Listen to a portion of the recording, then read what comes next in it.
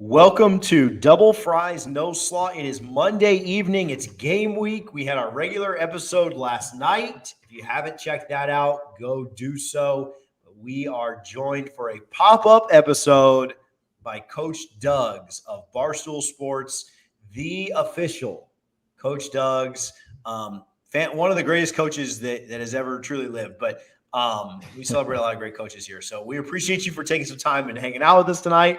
Excited to chat with you about your experiences, Coach Duggs, your Florida State Seminoles, our Florida State Seminoles. For those that don't know, we'll kind of get into some of your background and personal life and things like that. And so myself, TJ Pinger, Richie Barnes, and then Coach Duggs. How are you doing tonight, Coach? I'm great. Thanks for having me. I'm happy to be here. Yeah, when Richie, I don't know, you either sent out a tweet. I mean, Double Fries, No Slaw, obviously Guthrie's. We'll talk about it in a minute. But you sent out a tweet about Guthrie's, and I think Richie may have slid in your DMs. We were tweeting at you. We were like, all right, let's make this happen.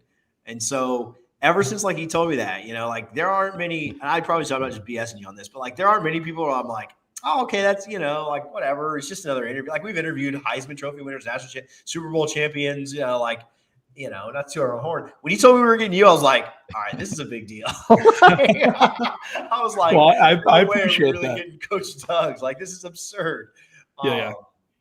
So anyway, I don't know that I freaked out this much when we got Brad Johnson on. So we'll get started. So this is how we kind of start every show. So we'll ask you about it. Double Fries, No Slaw. I mean, tell us about your Guthrie's, your relationship with Guthrie's. If you order the coleslaw, how you go, when you go, what's your situation here? Yeah, that's it's standard order at Guthrie's. I personally, I don't know whether I was just, it was a little late at night or not, but I always remember calling it the Guth box. Maybe that was just because it's a little too late at night. I know a lot of people call it the Gut box, but it is just the standard order, double fries, no slaw. If it's a little late at night, I will order an extra piece of toast as well. But that's just the standard order at Guthrie's. Yeah, absolutely. Yeah, you can't go wrong, right? A late night, or we had Sam Moore, who does another Florida State podcast. He said he actually does Guthrie's for his base beforehand, before he goes out drinking, which I thought was a little odd, but it makes sense, right? But man, the reason we wanted to get you on here, obviously, last March, April, whenever these months just blend together at this point. But sports just came to an end, right? Florida State fans, we were very upset. I was extremely upset as a huge Florida State basketball fans. The NCAA tournament was canceled. Then all the PGA events were canceled and sports just came to a halt. The NBA said, no, we're taking a stop, MLB. And then Big Cat over at Barstool Sports from Pardon My Take podcast started streaming NCAA football. And he created a Coach Gus Duggerton. He started at Toledo, I believe. Yep. And it was just the coolest thing because we would all, and any stoolies, so to speak, would just sit at home and pull it up on our smart TVs and just watch it because this is the closest we have to normal sports. And then as a Florida State fan, it was really cool because he left the head coach job there. I think it was offensive coordinator, head coach, whatever it was, took the offensive coordinator job at Florida State. And I was all in at that point. Like, man, I get to watch Florida State. I know it's not real and everything. And then one morning I wake up and it's just wild. The Barstool internet is going nuts because someone who looks exactly like Big Cat's created coach, Coach Duggs, posted a picture saying something like, identity theft is not a joke. And it just blew up from there. Yes. Just talk about that tweet. When you sent it, did you realize how big that tweet would be and what it would become? And we're just the overall experience of seeing Big Cat retweet you. The guy has 1 million followers and how you ended up here now. Yeah, absolutely. And so I was just along with everyone else for the ride. When it came down, everybody remembers Rudy Gobert in that interview, and I feel bad for him in the sense that, he was touching all the microphones and everything, trying to make a joke about it and everything.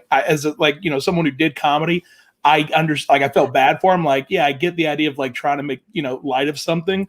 But as soon as that happened and the sports pretty much got shut down, Big Cat decided to buy an Xbox 360 and he bought NCAA 14, which was, I think at the time, 6 or 7 years old. They hadn't made a new one yet. And he just decided, hey, there aren't any other sports going on. this is going to be sports. I'm going to play it. I'm going to stream it. And Toledo did a really good job. That the guy who runs the Max social media did a really good job. And they actually got involved and, tweeted out and said, hey, nothing else is going on. Like, this is real now. And Big Cat took it over. I mean, that's a Barstool effect. That's a Big Cat effect. I don't know too many people that could handle that. But along with them doing that, everyone else went along with it. You mentioned that, Toledo was all about it, but FSU didn't really do much about it, which was a little upsetting, but that was when I hopped in. I didn't know what to expect when I saw, Duggs in the FSU gear. I thought that's me on game day, that's me. So I went to Walmart, I bought a headset. I set up my diploma and an FSU picture I have of Renegade, Osceola on Renegade. And I, pretty much just took a picture in my game day gear. And I said, identity theft isn't a joke. I took a sleeping pill that night. It was the first night I took it, and I didn't wake up until like 1:00 in the afternoon, like the next day. And so I just wake up to, hundreds of text messages, and the tweet went viral. Big Cat retweeted it, which is what I was hoping for. I was hoping he might see it and possibly get a retweet from Big Cat. I mean, that was at that moment, that would have been the best thing that ever happened to me as far on social media. Is like, oh, wow, I got a retweet from Big Cat. But it just took off from there. I was only 2.5 hours. I'm in Jacksonville. I'm only 2.5 hours from Tallahassee. So, once Duggs was leaving FSU, I said, hey, I'll drive over and get some going away pictures. So I, drove to Tallahassee, got me some pictures of myself, like coming out of Doak and, hanging outside Bullwinkle's one last time. Actually, I think the owner of Bullwinkle's actually let me in to Bullwinkle's. There's nobody else in there, of course. So yeah, I took some pictures and once he went to USC from there, and Southern California, their social media took it off, and they said, hey, welcome our new co-offensive coordinator, Gus Duggerton. And it blew up from there. Once the universities actually got into it, that brought the local news stations into it. And everybody pretty much said, hey, nothing else is going on sports wise. We kind of all need this. Let's go with it. And it just took off from there. Richie, you're on mute. We do this every other day. But. So, Coach, it was wild watching in real time. Like you mentioned, USC, how the USC official football account put out a tweet, said, welcome, Coach Duggs. And, man, Florida State fans have been upset with our social media team for years, I feel like. If it had happened this year, they would have been on top of it and really included you, because I've seen a lot of improvement. But you touched on it a little bit, just having USC do that. And then obviously Coach Duggs, for those that don't know the story, he goes back to Toledo, wins a national title. City of Toledo says you're getting the keys to the city. So who gets the keys? Is it you or Big Cat? That's the question. It's definitely Big Cat. They wanted us to come out last season, but it was kind of still even with the season after it was still kind of like half capacity, and it wasn't really it wasn't the perfect time. So I think this season we're definitely going to get out there. Like I said, the universities got into it. Also, local politicians got into it. So the mayor of Toledo told Big Cat when he came back to Toledo, he said, hey, listen, if you win us a national title, I'm going to give you the key to the city. And he won a national title. So Big Cat, hopefully I'll be there in attendance as well. But I believe sometime this year, this football season, you will see Big Cat, hopefully me as well, in Toledo. And Big Cat will be receiving the key to the city in Toledo. I'm hoping they give us two. I'm hoping Big Cat gets one, and I hope they give us a second one to put in there's a casino outside there as well. So I'm hoping they'll put it in there as well. So I want to get into more of how this has kind of changed your life, right? And talk more about that. But you were saying you were hopeful to get to Toledo. Many people may not know this, but you are a Florida State Seminole. Are you coming to? First of all, we're throwing a tailgate for the Notre Dame game with the podcast, and we have some coaches and folks there from FSU. We'd love to have you. But are you coming to any games this year in Tallahassee? Yeah, absolutely. Yeah. So I graduated in 2012. Both my parents graduated from Florida State. My older sister, her name might still be on the board there in the Tully gym. She was a diver, like all ACC diver for FSU. Right. And so I was born in July, and I was going to games in September. in '88. That's pretty much we took my parents are Golden Chiefs. That's a fall tradition is driving 2.5 hours to Tallahassee every Saturday for a game. And of course that was like a 10-year stretch. I don't think I saw FSU lose at home, until I was like 11 years old. But yeah, so I will definitely be coming back to some games. And I don't know. I think it's already been announced. So Frank, the Tank, and I, if you're familiar with Barstool Sports, Frank is another great character. He's a Notre Dame fan, and he will be flying down to Jacksonville, and then we're going to be driving over to Tallahassee for the Notre Dame game. So I will be there this upcoming weekend for sure. That's awesome. Yeah, Guthrie's a sponsor in our tailgate. We'll be right outside the stadium. I'm giving away all the secrets now that I said that I wasn't going to say because I didn't want to be overrun with people. But anyway, you guys are welcome to come and get some fried chicken. I'm sure we'll stop. There won't be any coleslaw at our tailgate. So yeah. All right, I want to talk a little bit about how this has kind of changed your life. Tell people, we talked about this a little bit before on air. I work in staffing and hiring, and so this kind of blows my mind. But for those that don't know, tell people what you were doing before all this craziness took off, and what you do now. So again, how this has kind of like changed your life from a what you do kind of perspective. Yeah, so I got into finance in around 2016. Started working at Fidelity Investments, and then later on, I was working for an international bank, Deutsche Bank, doing anti-money laundering. Just basically looking at Excel files all day, seeing trying to catch terrorists, right? Just making sure that nobody's laundering money. I was doing that for a little over a year at DB, but I think I was probably about 6 months into it when the whole Duggs saga started, and it was kind of my outlet. I was doing stand-up comedy as well. That was kind of like my passion. I had the 9-to-5 pretty much just for insurance reasons, just to have health insurance. Never really enjoyed it, but it was a job and it paid well. So, but when quarantine started, the Comedy Zone here in Jacksonville closed down, and so I didn't really have anything else to do. I was stuck at home just like everybody else. So Duggs really was an outlet for me as well. It kept me busy during the whole thing. And let's see here. I started that in April, I think. April or May is when the Duggs thing started. And I just did that. That was pretty much just like a side thing for me. I wasn't making any money on it or anything. I was just having fun. And I thought, hey, at the end of this, if I get hired or if I get some kind of opportunity at Barstool, that's awesome. If not, it's still an awesome story. Like, hey, what did you do during quarantine? Like, oh, I was Coach Duggs, But thankfully, there was a stock analyst at DB who was bad-mouthing Penn Gaming. And so I just made a little video saying, I'm putting my 2 weeks in. I can't work for a company that would disparage Dave Portnoy. And about 15 minutes later, I got a tweet from Dave Portnoy saying I was hired. Pretty absurd. And now you just do the whole Coach Duggs thing, right? Like you've got your content that where can people, so I certainly not to the level of what Big Cat was doing, but I've even streamed some, like I had a goal. I'm not going to get it done because we're not like selling my house and I have 2 kids, like 3 and 1. But anyway, I had started playing FSU schedule just on my Instagram and streaming it.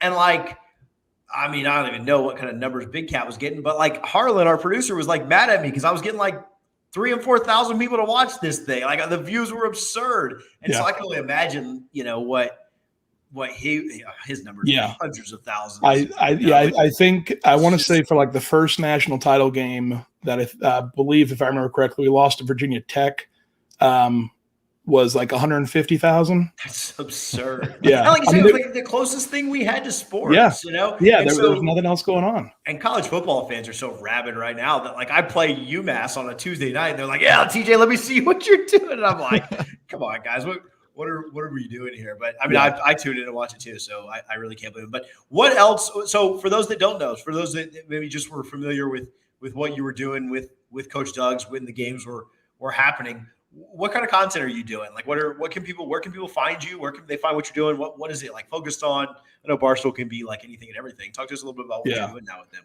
Well, and that is the thing. Barstool can be anything and everything. It's once you get there, it's a, I don't know if it's a double-edged sword or not. I don't know if I want to say sword, but it really is with Barstool. Like, hey, like we hired you because we like you and we trust you that you're going to make good content here. You're going to be entertaining in some kind of way. So go do what you want to do. It's very, you don't have any direction, which can be quite nerve-wracking at times, especially coming from a 9 to 5. But pretty much it's whatever you want to do. And so what I've been doing lately, I've been playing mini golf with Frank the Tank. I've been opening up sports cards. Frank and I actually just went to Chicago a couple weeks ago. They have the national card show and convention there. And so that's pretty much been I've kind of tagged along with Frank. Frank and I are doing a lot of stuff as far as like road trips and going to baseball games and playing mini golf and doing a bunch of stuff. But then I'm also doing the memorabilia. It's kind of like antique road show, and especially with sports cards popping off here in like 2017, they started really making a comeback, and they've just been crazy the past couple of years. So that's kind of what I've been doing lately with Barstool is, playing mini golf with Frank and doing sports cards collection, stuff like that. And I do plan on I'm moving up to Hoboken or somewhere in Jersey in the next few weeks or a month or so. And once you're in office, I mean, everything opens up for you there. Yeah, I'm looking forward to seeing you on these the Barstool streams regularly and see these day competitions, because I love what Barstool does. I mean, you've mentioned Portnoy. He's just a genius when it comes to content creation, because who would thought people would want to see like a bunting competition in an office to get it closest to the corner. But it's like real life Dundies. like Matt Django, like basically Portnoy just took what all of us degenerate, mid 20-year-olds do at Brunt Empire, so to speak. But looking at heading into the season, obviously Notre Dame this week, you're coming. We're excited. TJ and I are both be there. What are your thoughts to get another fan's perspective on Florida State heading into the season? It sounds like it might be Jordan Travis. It could be Mackenzie Milton. We're not sure, but we're excited to be back in a full stadium with Florida State. Just your thoughts on camp and expectations for the season, because we're all ready for it to be here. Yeah, I think that's really where I stand right now. I'm just ready for it to happen. It's like I want to be in Doak. Like I want to be in Doak. I want to see Osceola on Renegade running out. I want to see the players coming out of the tunnel. I want to see the garage opening up and the marching chiefs coming out. Like it almost sounds silly, but like whatever happens after that, like I just want to be there for like the festivities and the pregame and like that, just to be in that environment again with 83,000 other people cheering on the Seminoles. As far as expectations for the season, I was talking to somebody about this a couple weeks ago. Like it's kind of crazy to think, man, I hope we're good. Like it was for so long. I didn't think that. I mean, when I was there 2008 to 2012, it was kind of that, same thing. I remember, I think we beat Maryland. Like we had to come back and beat Maryland in order to get 6 wins in order to be bowl eligible. I want to say that was 2011, 2012. So I remember being there for that, like those kind of games. Hopefully we're in a better situation than that, but I'm just ready for football. I'm ready for college football. I'm ready to be back in Doak. I'm ready for the whole experience and just get back to some level of normal on that side. I mean, I think that's where we've all kind of been over the last couple of years. Richie's internet went out. We had Antonio Cromartie on here. We also just like to have like conversations. We had Cromartie on here, and he's got like, I don't mean to be pocket watching, but like, dude's done pretty well, right? Like, and he had like the worst Wi-Fi of anyone that we've ever had. So we're in the like chat right now. Like, Richie's got Crow Wi-Fi right now. So there he is. He came back. No, I think we're kind of the same spot, man. Like, we just are ready to be back in Doak. Ready to be tailgating. I mean, I think for expectations for the season, we kind of talked about it last night. I mean, I think we'd consider 6-6 with a bowl win, a victory. Like that'd be a positive, and that's a weird place for FSU fans to be. But at the same time, I mean, you got to take steps. We had a panel on with a bunch of the FSU media guys a couple of weeks ago, and Brendan Snowden of Knowles 247 quoted something that Bobby used to say, and you have to lose big, and then you have to lose close, and then you have to win close, and then you can win big, and so you got to take that progression. I'll transition that to Bobby. I mean, you being a fan that, has been a Florida State fan your whole life. I do like asking people this, and I know it's, there's a million things that can be said, but I like hearing other fans' perspective on and thoughts around, Coach Bowden and really kind of what he meant to them personally. So that's a loaded question. I know you could probably talk for 3 hours on that, but talk to us about the GOAT. No, absolutely. Well, I think especially, after his passing recently, it came out like why people really appreciated him. And it was because of what he did as far as off the field. On the field, obviously, he's a legend and everything. But the guys that came out and said, no, he changed my life for the better. Like, I'm a better man because of him. And so I think, that's really what I take away. Little jokes here and there. I'll never forget. I can't remember what game it was, but he was running to the locker room, and a reporter asked him, hey, what are you not doing well in the first half? And he said, the blocking. The offensive line has to keep block. They have to block better. And she said, okay, and and what are you going to do in the second half, like to really, and to make, to be better? And he said, block. We're going to block. We're blocking. and it was just like he was kind of like befuddled about it.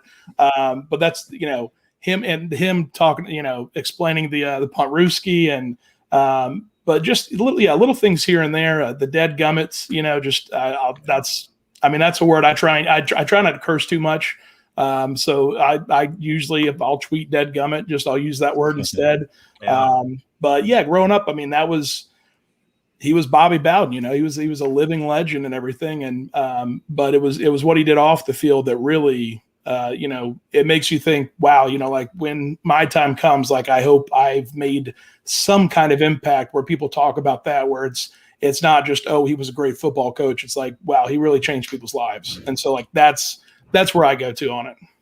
Yeah. And I forget if it's the Miami or Clemson, one of those Labor Day openers where Bobby's getting ready to do the halftime interview, and he instead turns to the ref. He's like, "What? Are they holding two, or is it just us?" And the ref's like, "Well, I've only seen you guys." And then he turns around. I think it was Aaron Andrews. He's like, "Well, they've called 5 on us, but none on them. I don't know what's going on." Yeah. It's just that kind of charm. Like, Jimbo would have been like, "F you, F that. What the F are you doing?" But Bobby, he had kind of that charm to him that everybody loves so much. And I love hearing everybody's stories about how they became Florida State fans. TJ's is different from mine. You kind of touched on it. Your parents were Golden Chiefs. You were born in July, went to Doak in September. What's that like, though, just being born into Florida State to where you had no choice? Like, I was born here in Orlando. My dad liked Bobby a lot, but he wasn't really a Florida State or Florida fan or whatever. I just somehow gravitated towards Florida State because of Bobby and my dad's, love for Bobby. But what's it like being born into a Florida State family to where you don't have a choice? Because I'm sure if you had said, hey, I want to go 45 minutes down the road to UF, your parents would not have been happy with that decision. Yeah, well, I actually asked my parents about it later because I'm not sure. I can't remember what it's called. Florida has this Bright Futures. Yeah, well, so they have Bright Futures, but then there's also a program. I can't think of the name of it right now, but basically parents can pay in when they're prepaid. Yeah. The prepaid, yeah. So I was probably a junior at FSU. I think my first junior year, I stayed on an extra year hoping for a national title, but I should have stayed on for 2 years and I would have got it. But I asked my dad, I'm like, yeah, why did y'all never do Florida prepaid? And he just goes, oh, your mom didn't think you're going to go to college. And he just walked away. And Mom's like, Mark, what do you say? And I still don't know if it could have been true and a joke, or it could just been a joke. I'm not sure. But yeah, that was, I was born into it, both parents and everything. But, and it was, I feel like it might be the same thing as if, I was born Italian or something, or if I was, born Italian in New Jersey. It's like a normal thing for me. I feel like almost like Florida State football is kind of my culture. I don't know if that's a thing or not. But it was just, that's like my everyday life was Florida State, especially growing up in Jacksonville. I think probably half the population, if not more, of Jacksonville is Florida Gator fans. Not that they actually went to Florida. I know a lot of them didn't actually attend Florida, but just because of the proximity, a lot of Gator fans. And so it wasn't a normal. It wasn't I wasn't one of everyone in Jacksonville. But yeah, just growing into it, I feel like it would have been the same thing as if I was Italian in Jersey or Long Island or something. I don't know. Yeah. No, that's awesome, man. I think it's so – I'm glad that you're a Knoll, right? I mean, we need more of us, right? And but it's cool that, they went to FSU. You were close. I mean, your story is incredible, like how it's all kind of worked out. We appreciate you taking time. Last thing I have, and then, we've got one more segment and we'll wrap up, just kind of a quick pop-up show. We've had a bunch of questions. People are saying, come to the Champions Club. I saw you trying to get Florida State to give you a couple of tickets the other day. Other people asking, are you going to be in the bleachers? I mean, yeah, he answered that they would be at the game. But How has this? So we talked about how this has kind of changed your work life. What do your friends and family think about this? Like you talked about your dad. Like, oh, what do you think you were going to college? I'm sure he didn't think you were going to be like internet famous either. Yeah, exactly. Finance job to work for Barstool. I love it. Yeah, well, that's the thing. So my friends are all about it and everything. I have I have a group chat with a bunch of my fraternity brothers, and the name of the group chat was wherever I went, they would change the name to Tennessee Duggs, and now it's Hired Duggs. It's been Hired Duggs since Dave hired me. But my friends are all about everything. It's one of those things. As far as where my mind goes, this kind of thing is kind of like winning the lottery, where it's like you might know somebody that wins the lottery, but it's never you. It's never you. So that's why it's kind of still odd for me. It's like I'm the guy. Like when people talk about Duggs, like, oh, it's like that was me. It still doesn't kind of feel real. It hasn't really hit me yet. So it's nice. All my friends are very supportive and everything, and they're happy to see me happy, and obviously they're excited. Like, oh, I know somebody that works at Barstool. Like, how many people can say that? So they're pretty cool about that. My family, they don't get it at all. They don't understand. They're very supportive though. So they're like, hey, my mom I talked to her a week ago. She's like, I don't know what you do, but if you're having fun and you're happy, like, good for you. And she asked me, she goes, well, what do you do for them? I say, well, I play putt-putt and I open sports cards. And she's like, no, I know that's what you do, but what do they want you to do? And I'm like, play putt-putt and open sports card, and she's like, it was kind of like that Frodo meme, like, all right, keep your secrets, like she thinks I'm holding back this information from her. And I'm like, hey, that's something that I found just older people in general, like they're the idea of someone becoming famous or popular or whatnot, or getting a following, I should say, off of an internet meme, it still doesn't really relate. So where young people are like, oh yeah, obviously that's a normal thing. So that's where my family is on it. Just like, we don't really know what it is, but we're happy that you're happy. That's hilarious. Yeah.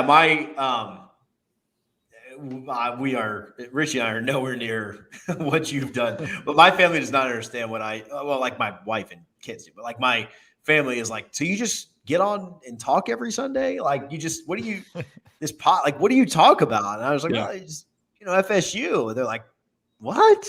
Like, what did you like? Yeah. So I could only imagine, if you multiplied that by, your 100,000 followers or whatever there is out there. Man, we appreciate you so much for coming on and chatting with us. Again, you got Richie's got your info there, and you're more than welcome to come by on Sunday, man. We're excited for it for sure. Just excited to be back in Doak. So exactly. Okay. Somebody just texted me this. I got one more. Sorry, I lied. No worries. Do you play in NCAA? So I did actually. I was the EA rep at FSU my senior year. So EA had a college marketing program, and so I was putting on, it wasn't we had NCAA and stuff, but yeah. So I was a big video game player in college. I don't play as often as I used to, with job and everything. But it's not my main hobby. But yeah, I'm a big college football video game fan as well. And I'm excited. I can't say for sure whether EA has reached out to me or not.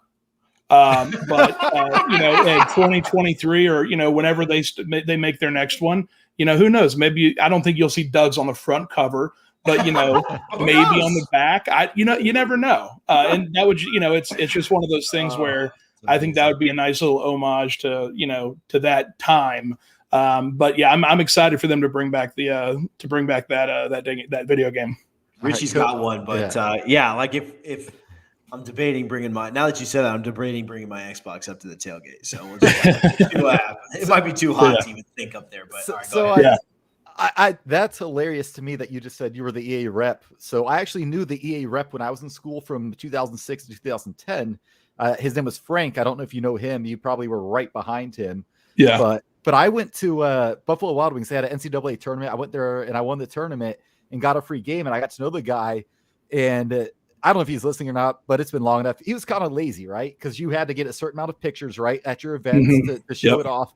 So we made a deal that every new EA video game he got, no matter what it was, every title release, I'm like, you give me one of them, I'll get a group of friends. We'll take a picture and act like we did a party for the event, and you can use that to submit to your bosses. And I got free EA video games like the entire time I was at Florida State, and it was awesome.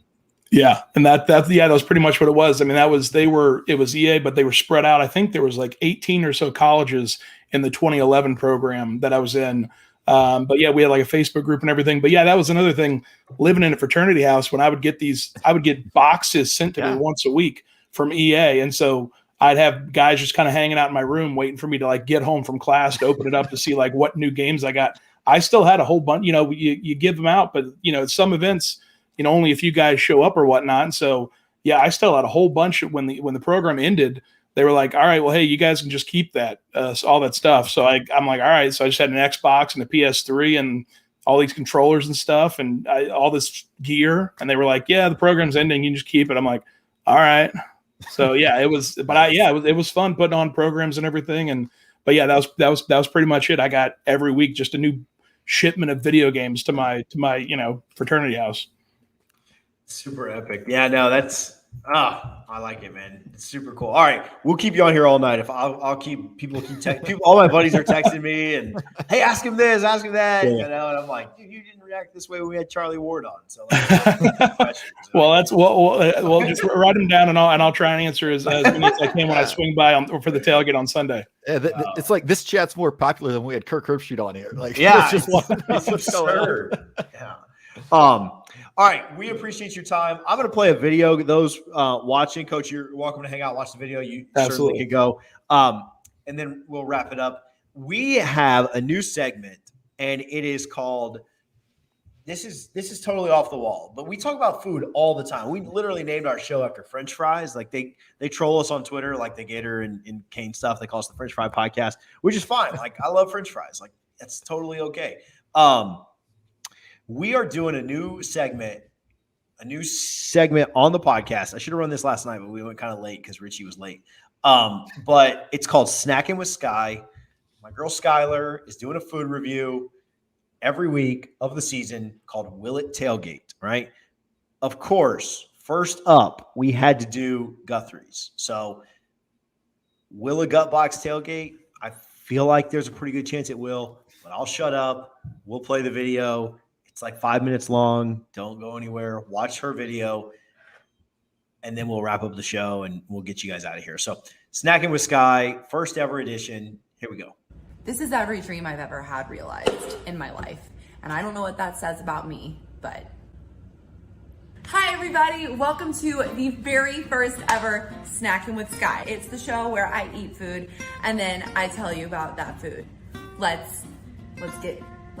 I just want to eat, okay? So yeah, this is our first adventure together. You're probably wondering what gives you the right. Well, I'll tell you my credentials. One, I went to Florida State University for my undergrad. I've lived here for 20 years, so I know it like the back of my hand. Two, I am hungry. Constantly. We're looking everywhere around Tallahassee to see what Tallahassee crown jewels of the culinary industry we can bring to your tailgate. Welcome to the segment that we like to call Will It Tailgate? We are judging tailgate ability on 5 markers. I'm gonna run down that list for you. I made it up. Here are the 5 markers for tailgate ability. 1, first bite factor. Does it have that wow factor? Does it have that, you know how like you get a feeling that a food can save your life? That's what we're going for. Number 2, convenience. Is it messy? We're trying to make sure that it is a convenient bite. Number 3, durability. Does it have the ability to withstand the entire length of that tailgate? Who knows? We're here to tell you. Number 4, originality. Is it run of the mill? Can you get this anywhere? And number 5, value, baby. We're trying to get a bang for our buck, okay? Today, we're talking about Guthrie's Chicken Tenders of Tallahassee, Florida. These people have just stood the test of time. They've been here since I moved here, since I can remember. Their menu is super, super simple, which really allows them to just do a great job on what they do best, which is golden fried chicken tenders. Double fries, no slaw, baby. I've never been more ready for anything in my life. Let's snack into it. Here we go. First bite factor.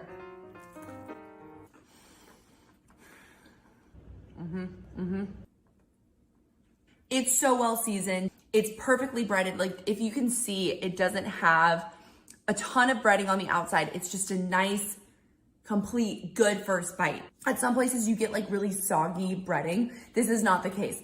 I'm giving every criteria 2 points. So first bite factor, 2 out of 2. It's great. The seasoning's really good. It's a good bite. It's so stupid good. How do you not like that? How can anyone not like that? Convenience, 2 out of 2. You can't, this is a one-hand activity. This is ideal. You have mobility. Do you want one tendy and a bevy? Perfect. Do you want to take a 2 tendy adventure? That's fine too. Chicken tenders are designed for tailgating. It's my first one. I feel like I can't go 2.5 out of 2 because that's just too much, but we're gonna max it out at 2 out of 2 for convenience. It doesn't get better. If I eat weird, no, maybe you should tell me. Durability, you could eat these hot. I think you could eat these cold. Put them in a 10 box or the bucket that they're kind enough to give you. Bucket. I want the bucket of chicken tendies, baby. These bad boys are not soggy. Also, on that subject, don't be that person. Don't bring fries to a tailgate. You're trying to be a hero that doesn't exist. What do you want them to say? Oh, Fred, your tailgate was so great. Thanks for the soggy fries. Don't be that person, Greg. Don't do this. Don't do it. These have been sitting out for probably 30 minutes at this point, and I mean, we're good. We're golden. Durability is a 2 out of 2 for me. I'm going to talk about originality for a minute. It's a chicken tender, right? Seemingly you could get that anywhere. So this is Guthrie sauce. We're taking a tendy and we're going in for a dunk. Over the top. It's got this pepperiness to it, but not enough where you're like, whoa! It's like if tartar sauce was intended for a chicken tender, but the pepper brings it back. It says, whoa, don't you run away. This isn't fish and chips. Maybe one day. No, don't do that, Guthrie. Stick with what you know. That's pretty darn good. If you're asking me, which, I mean, I know you're not asking me, but I'm telling you, so, and you're watching, so who's that on? For the originality factor, I'm going to give it a 1.5 out of 2 because yeah, it is a chicken tender, right? And you can technically get that anywhere. And can you get this anywhere else? No, you can't. So as far as value goes, so they have this listed as a tailgate box or bucket for $36.51. Do I think that they're an exceptional chicken tender? Absolutely. Do I think that if you're trying to feed a crowd that you could probably get a little bit more food somewhere else? Sure. But again, it is an incredible chicken tender. It's incredibly original. And for that reason alone, I am going to give it a 1.5 out of 2 for value. Alexa, what's 2 plus 2 plus... Oh, my volume's down. 6, 7, 8. Guthrie's chicken tendies are getting a 9 out of 10. Will it tailgate? Absolutely. Thanks so much for snacking with Sky. Next week, we'll be asking. Thanks so much. I've been trying to film a sign off for 2 minutes. I have no idea what my shtick's gonna be, but until then, it's been Snacking with Sky. Stay hungry. I'll see you at the tailgate. Bucket.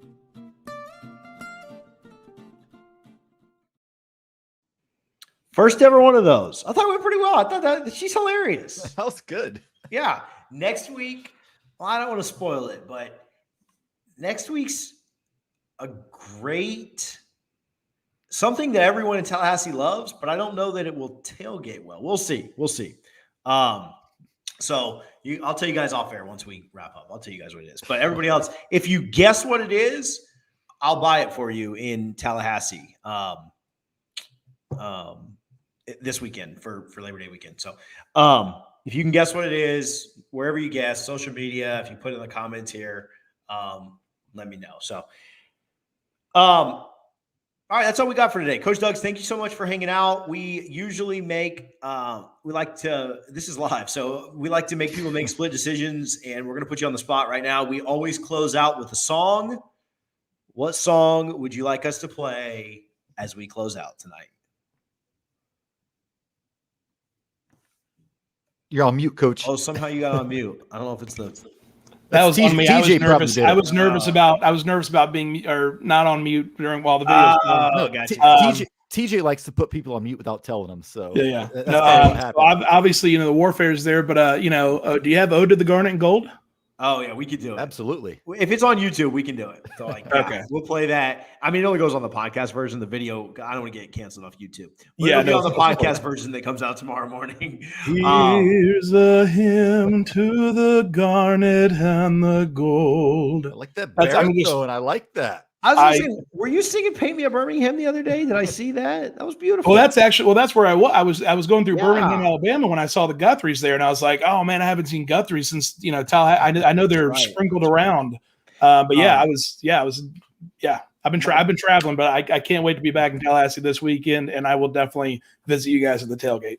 We appreciate it. We're excited for it. When I told my wife, she's like, "What, you're doing what? Like at 6 o'clock, like right at bedtime, right at the kids' bedtime? What are you doing?" And I was like, "Oh, we're interviewing a guy from Barstool." And she's like, "Portnoy?" And I was like, "No." The guy that hired Portnoy, or the guy that Portnoy hired. Yeah. He looks Portnoy like knows this guy exists, so that's cool.